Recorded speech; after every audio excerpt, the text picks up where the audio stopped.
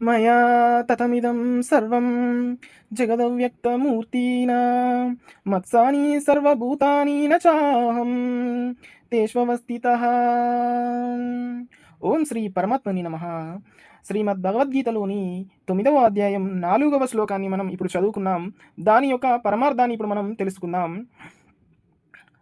మయా తతమిదం సర్వం జగదవ్యక్తమూర్తినా మత్సాని సర్వభూతాని న చాహం తేష్వస్థితః. అవ్యక్తమూర్తినా, మూర్తము కానటువంటి నిరాకార పరబ్రహ్మనైనా. అవ్యక్తమూర్తినా అంటే ఏమొస్తుంది అర్థం? మూర్తము కానటువంటి అంటే అమూర్తమైనటువంటి నిరాకారమైనటువంటి పరబ్రహ్మనైనా మయా, మయా అంటే అర్థం నా చేత, మయా అంటే నా చేత ఇదం, ఇదం సర్వం ఈ సృష్టి, ఈ సమస్తమైనటువంటి జగత్ అంటే జగత్తు అంటే సృష్టి తతం అంటే పరిపూర్ణమై ఉన్నది. నిరాకారమైన నిరాకార పరబ్రహ్మనైన నా చేతనే ఈ సమస్తమైన జగత్తు అనేది పరిపూర్ణమై ఉన్నది. సర్వభూతాని అంటే మరియు సర్వభూతాని అంటే ప్రాణులన్నీయు, సర్వభూతాని అంటే ఆ సృష్టికర్త సృష్టించినటువంటి ప్రాణులన్నీయు సర్వభూతాని మత్సాని అంటే నా సంకల్పమును ఆధారముగా చేసుకొని, నా సంకల్పమును ఆధారముగా చేసుకొని పరిపూర్ణమై ఉన్నవి.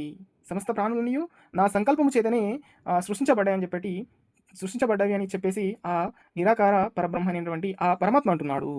అలాగే అహం, అహం అంటే నేను, తేషు వాటి యందు, తేషు అంటే అర్థం వాటి యందు, నా అవస్థిత స్థితుడను కాను.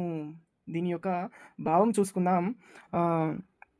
నిరాకార పరబ్రహ్మనైన నా చేతనే ఈ సర్వ జగత్తంతయు సృష్టించబడినది, పరిపూర్ణమై ఉన్నది. మరియు ప్రాణులన్నయు నా సంకల్పమును ఆధారముగా చేసుకొని ఉన్నవి. నేను వాటి యందు స్థితుడను కాను. అంటే పరమాత్మ అంటున్నాడు, ఈ సర్వ సృష్టిని నేనే సృష్టించినాను, కానీ ఈ సృష్టి రాశులలో నేను స్థితుడను కాను అని స్పష్టంగా ఈ శ్లోకంలో మనకు అర్థమైపోతుంది. అంటే ఈ సర్వ జగత్తు అంతయు ఆ పరబ్రహ్మ చేతనే సృష్టించబడింది. ఆ పరబ్రహ్మ నిరాకార్ అంటే ఆకారము లేనివాడు పరమాత్మ. ఆకారము లేనటువంటి ఆ పరమాత్మ చేతనే ఈ సర్వ సృష్టి అంతయు సృష్టించబడినది. కావాలంటే మీరు చూడండి, భగవద్గీతలోని 9వ అధ్యాయంలో 4వ శ్లోకం ఇది చూడండి మీరు. అలాగే పరమాత్మ అంటున్నాడు,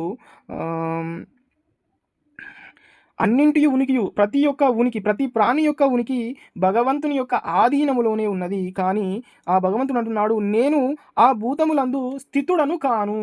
సర్వ ప్రాణులన్నీ నా చేతనే సృష్టించబడ్డాయి, కానీ నేను ఆ ప్రాణులందు నేను మాత్రం స్థితుడను కాను అని చెప్పేసి స్పష్టంగా చెప్పబడింది.